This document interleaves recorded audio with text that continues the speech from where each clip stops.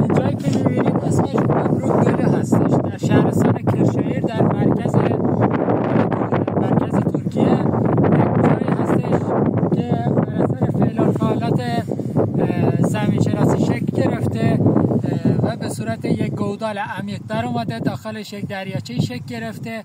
یه دریاچه طبیعی هستش که سطح آبش هیچ وقت تغییری نمیکنه، نه کم میشه و نه زیاد.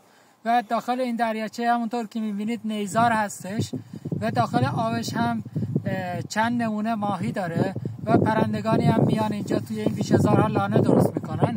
و اطراف این گودال رو همونطور که میبینید غارهایی هستش که این غارها یک زمانی سکونتگاه انسانها بوده که احتمالاً برای اینکه چون از راه دور این گودال اصلا دیده نمیشه، برای محفوظ موندن اومدن اینجا و غارهای دستکند هستش که داخلش سکنا گزیدن. خیلی جای قشنگی هستش و دسترسیش هم فوق العاده راحت هستش. فقط 1 کیلومتر از اتوبان فاصله داره و جای بسیار خوبی هستش برای تفریح که بهتون معرفی میکنم.